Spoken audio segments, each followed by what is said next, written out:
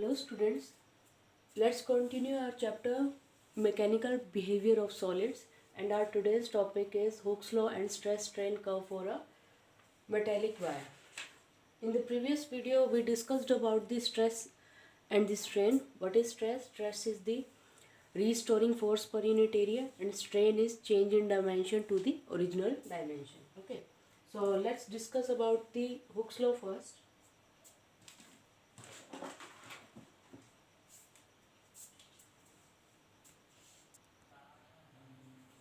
Students, what is Hooke's law? According to Hooke's law, Hooke is the name of a scientist. Okay, so what is the statement of Hooke's law? It states that within elastic limit,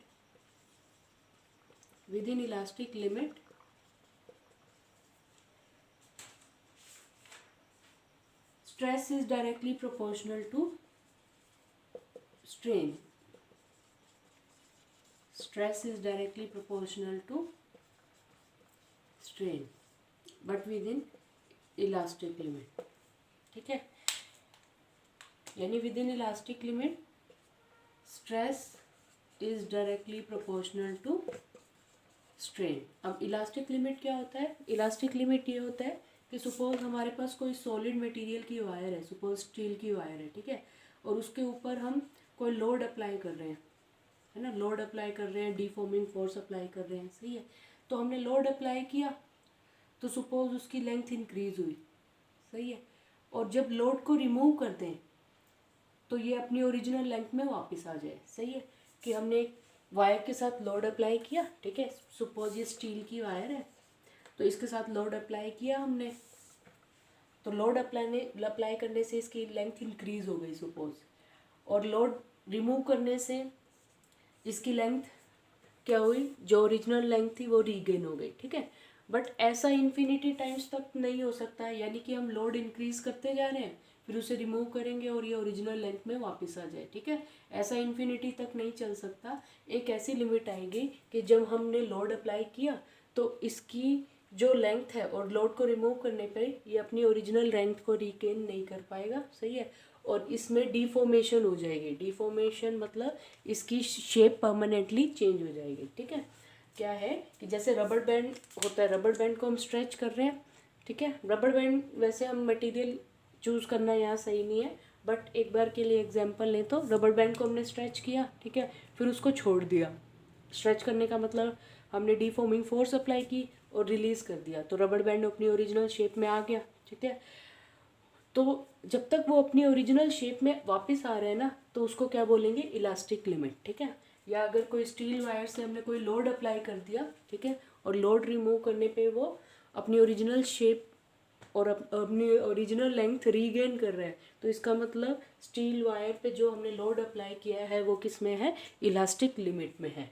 और अगर इस elastic limit को cross कर देंगे तो क्या होगा, cross करने पे जो स्टील की ये वायर है या जैसे रबड़ को हम इतना ज़्यादा स्ट्रेच कर दें कि अपनी ओरिजिनल शेप में वापस ना आ पाए, डिफॉर्म हो जाए. ठीक है, उसकी शेप परमानेंटली चेंज हो जाए. तो अगर ऐसा हो जाता है तो वो क्या हो जाएगा, आउट ऑफ इलास्टिक लिमिट. ठीक है, और अगर लोड अप्लाई करने के बाद रिमूव कर दिया और फिर ये अपनी original size and shape regain कर लेता है तो इसका मतलब ऑब्जेक्ट किस में है, इलास्टिक लिमिट में है. ठीक है, तो हुक्स लॉ एप्लीकेबल है विद इन इलास्टिक लिमिट, यानी जब तक ऑब्जेक्ट स्ट्रेस को रिमूव करने के बाद अपनी ओरिजिनल शेप रीगेन कर रहा है तभी तक ये एप्लीकेबल है. ठीक है, तो स्ट्रेस किसके डायरेक्टली प्रोपोर्शनल है, स्ट्रेन के डायरेक्टली प्रोपोर्शनल है according to the Hooke's law. Proportionality हटाएंगे तो क्या लगेगा हमारे पास, कांस्टेंट, है ना, तो ये प्रोपोर्शनलिटी हटा के क्या लगेगा, constant. Constant times of strain. ठीक है, कांस्टेंट टाइम्स ऑफ स्ट्रेन. तो इस कांस्टेंट को बोलते क्या है, मॉड्यूलस ऑफ इलास्टिसिटी. कांस्टेंट क्या है, मॉड्यूलस ऑफ इलास्टिसिटी. ठीक है, या इसे हम ये भी बोल देते हैं कोएफिशिएंट ऑफ इलास्टिसिटी. इसके भी टाइप्स है, वेरियस टाइप, जो आगे डिस्कस करेंगे. ठीक है, यानी ये जो कांस्टेंट है इसको हम ऐसे लिख सकते हैं ना, कांस्टेंट इज इक्वल्स टू, यहाँ लिख देते हैं, constant is equals to, constant क्या आएगा, stress divided by strain. Constant is equals to stress divided by strain within the elastic limit stress is proportional to strain. Stress क्या था, restoring force पर unit area, ठीक है, और strain क्या है, जो डिफॉर्मेशन हो रहा था, लेंथ में चेंज आ रहा था, वॉल्यूम में चेंज आ रहा था, जो भी चेंज आ रहा था, ठीक है, या शेप में चेंज आ रहा था। तो अगर विद इन इलास्टिक लिमिट है तो क्या होगा, स्ट्रेस इंक्रीज करने से स्ट्रेन इंक्रीज होगा और स्ट्रेस रिमूव करने से वो स्ट्रेन जो है वो ख़त्म हो जाएगा, यानी अपनी ओरिजिनल लेंथ वॉल्यूम दोबारा से रीगेन हो जाएगी। ये कौन कहता है, हुक्स लॉ कहता है, ठीक है। बट अगर इसको क्रॉस कर देंगे तब बॉडी की शेप क्या हो जाती है, या मटेरियल की शेप परमानेंटली चेंज हो जाती है, ठीक है। Next topic is stress strain curve for a metallic wire.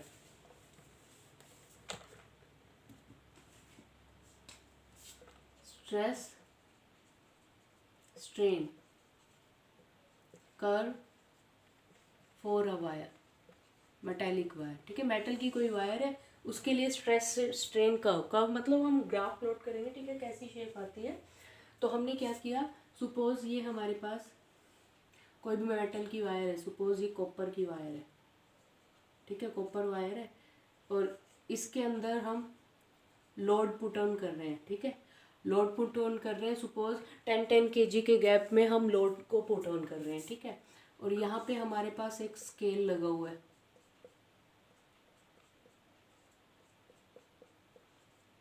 ठीक है, और ये लगा हुआ है इसके साथ pointer.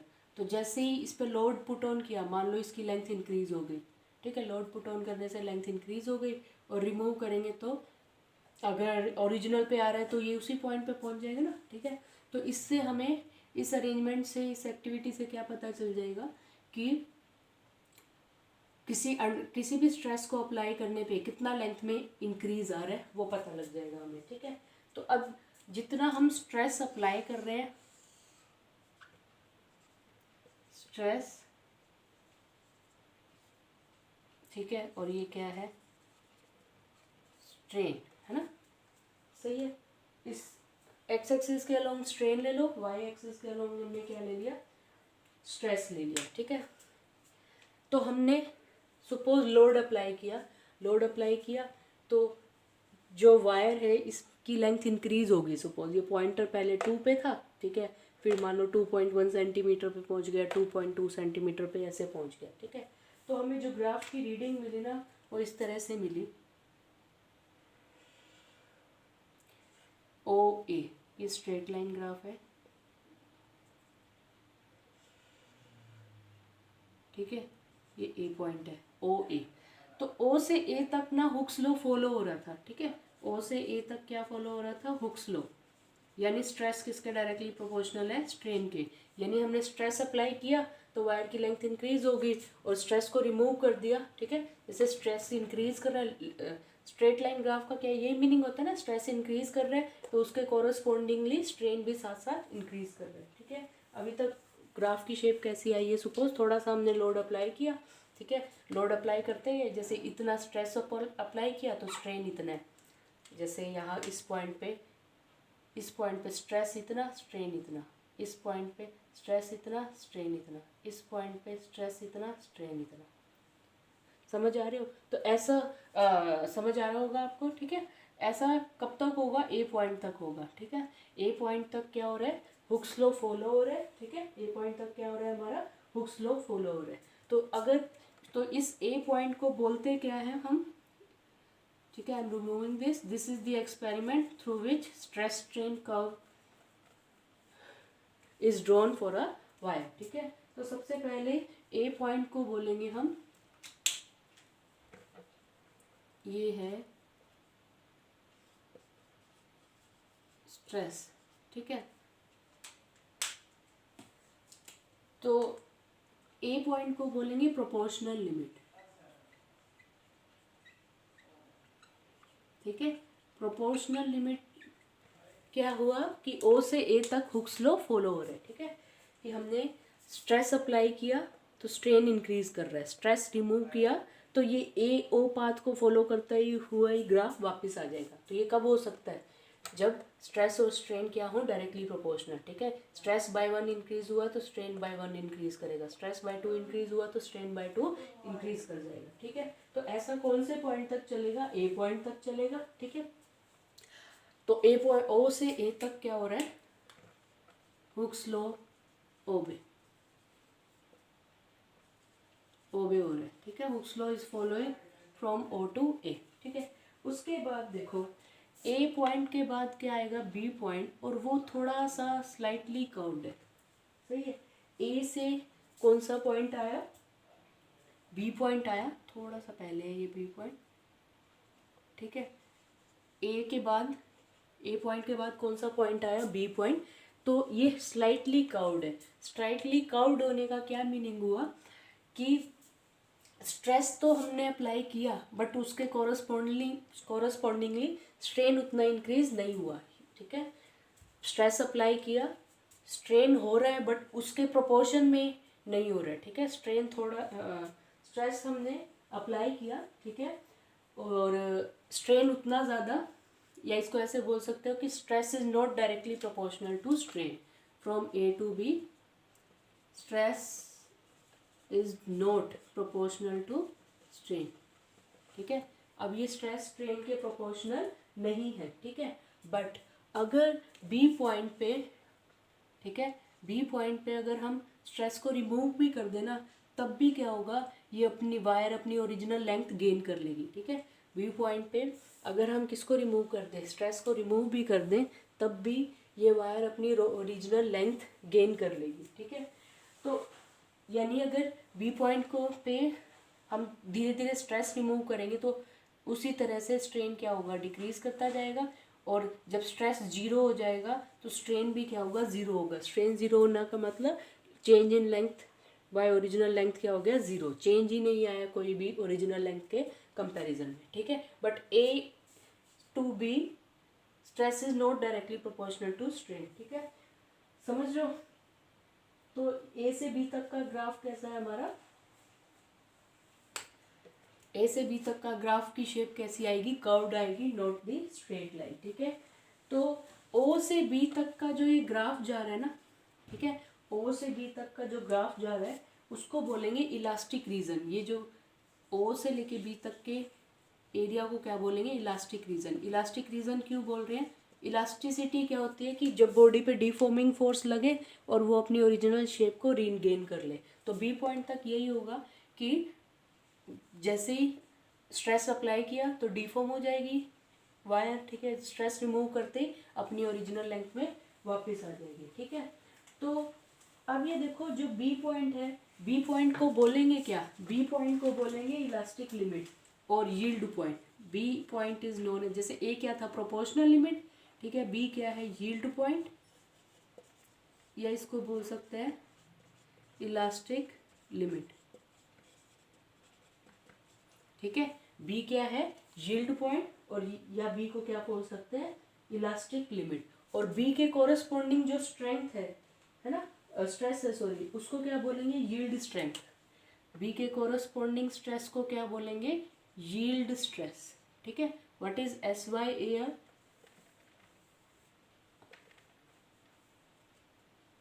S Y is the yield strength, ठीक है, S Y is the yield strength, ठीक है। यानी यील्ड पॉइंट के कोरस्पॉन्डिंग है ना, बी पॉइंट कौन सा पॉइंट है, इलास्टिक लिमिट और यील्ड पॉइंट ना, ठीक है, इलास्टिक लिमिट और यील्ड पॉइंट, ठीक है। तो इसके कोरस्पॉन्डिंग जो स्ट्रेस है उसको क्या बोलेंगे, यील्ड स्ट्रेंथ बोलेंगे, ठीक है, क्या बोलेंगे, यील्ड स्ट्रेंथ, ठीक है। अब हमारे पास देखो बी से कर्व जाएगा सी पॉइंट पे, ठीक है, बी से कर्व किधर जाएगा हमारा, सी पॉइंट पे। तो ये थोड़ा सा बी से कर्व गया किधर, सी पॉइंट पे, ठीक है। अब इलास्टिक लिमिट होने का क्या मीनिंग है, कि इलास्टिक लिमिट होने का क्या मीनिंग था कि बी पॉइंट से अगर हम स्ट्रेस को रिमूव भी करेंगे तो वायर कौन सा पाथ फॉलो करके वापस अपनी ओरिजिनल शेप रीगेन कर लेगी, बी ए ओ, ठीक है। अब इस पॉइंट के बाद इलास्टिक लिमिट ख़त्म हो गई है, यानी इस पॉइंट के बाद इलास्टिक लिमिट के बाद ज़्यादा स्ट्रेस अप्लाई किया ना, यानी एस वाई की वैल्यू से ज़्यादा स्ट्रेस अप्लाई कर दिया, यील्ड स्ट्रेंथ से ज़्यादा स्ट्रेस अप्लाई कर दिया, तो वायर स्ट्रेस रिमूव करने पे भी वायर अपनी original shape, original length regain नहीं करेगी। मान लो अभी सिर्फ लेंथ इंक्रीज हो रही है वायर की, ठीक है, तो एस वाई से ज़्यादा स्ट्रेस, यील्ड स्ट्रेंथ का मतलब क्या होता है कि इस लिमिट से ज़्यादा स्ट्रेस अप्लाई कर दो तो वायर अपनी ओरिजिनल शेप को रीगेन नहीं कर पाएगी। तो होगा क्या, ये कौन सा पाथ फॉलो करेगी, फिर ये पाथ फॉलो करेगी C2O डैश, ठीक है, कौन सा पाथ फॉलो करेगी ये, C2O डैश, समझ रहे हो। अब ये CBAO वाला पाथ फॉलो नहीं करेगी। पाथ फॉलो कब हो रहा है, जब स्ट्रेस रिमूव कर रहे हैं, ठीक है। तो अगर स्ट्रेस को रिमूव करते हैं ना, तो स्ट्रेस जीरो भी कर दोगे ना, स्ट्रेस जीरो भी हो गया तो भी स्ट्रेन रह जाएगा, कितना, O डैश जितना, ठीक है, O डैश जितना इसमें स्ट्रेन रह जाएगा अगर B पॉइंट से ज़्यादा स्ट्रेस हम अप्लाई कर देते हैं, यानी वायर कम्प्लीटली क्या हो चुकी है, डीफॉर्म हो चुकी है, उसकी लेंथ परमानेंटली इंक्रीज हो चुकी है, ठीक है। तो समझ आया, C2O डैश, यानी वायर को अगर C पॉइंट पे अनलोड भी कर देते हो तो वो CBAO पाथ फॉलो नहीं करेगी, कौन सा पाथ फॉलो करेगी, C2O डैश, ठीक है। तो O से O डैश तक क्या बोलते हैं हम, परमानेंट सेट, ठीक है। ये परमानेंट, इसमें डीफॉर्म होगी ना वायर, इतना उसमें स्ट्रेन रह गया, यानी उसकी इतनी लेंथ इंक्रीज रह गई, तो O डैश क्या है यहाँ पर, परमानेंट सेट, ठीक है। जो परमानेंट इसमें डीफॉर्मेशन हो चुकी है ना, ठीक है, ये क्या है, परमानेंट सेट। तो B2C में क्या हो रहा है, देखो B2C में स्ट्रेस उतना ज़्यादा इंक्रीज नहीं हुआ बट स्ट्रेन ज़्यादा इंक्रीज हुआ है, ठीक है। थोड़े से स्ट्रेस में भी ज़्यादा लेंथ इंक्रीज करेगी, ठीक है। तो B पॉइंट तक इलास्टिक लिमिट थी, यानी यहाँ तक सॉरी, B पॉइंट क्या था, इलास्टिक लिमिट और यील्ड पॉइंट, ठीक है। यहाँ तक हुक स्लो, वायर अपनी हुक स्लो तो A पॉइंट तक ही फॉलो हो रहा है, बट B पॉइंट पे ये हो रहा है कि वायर को अनलोड करने पे भी वो अपनी ओरिजिनल शेप में वापस आ जाएगी, ठीक है। बट B पॉइंट से यील्ड स्ट्रेंथ से ज़्यादा स्ट्रेस अप्लाई कर देंगे तो थोड़े से स्ट्रेस से ही ज़्यादा लेंथ इंक्रीज हो जाएगी, और C पॉइंट पे वायर को अगर अनलोड करते हो तो वो CBAO पाथ फॉलो ना करके कौन सा पाथ फॉलो करेगी, CO डैश। इसका क्या मीनिंग हुआ कि स्ट्रेस O डैश पॉइंट पे देखो स्ट्रेस जीरो है ना, O डैश पॉइंट पे स्ट्रेस जीरो और स्ट्रेन की कितनी वैल्यू है, O डैश जितनी वैल्यू है, ठीक है। उसके बाद देखो कि C पॉइंट के बियॉन्ड अगर स्ट्रेस इंक्रीज भी करते हैं ना, तो थोड़े से स्ट्रेस के इंक्रीज करने से स्ट्रेन ज़्यादा होगा, ठीक है। थोड़े से स्ट्रेस के इंक्रीज करने से स्ट्रेन क्या होगा, ज़्यादा होगा। और एक पॉइंट ऐसा आएगा D पॉइंट जहाँ पे मैक्सिमम स्ट्रेस जो अप्लाई हो सकता है before the breaking and before the completely deformation of wire, ठीक है। तो इस मैक्सिमम स्ट्रेस को हम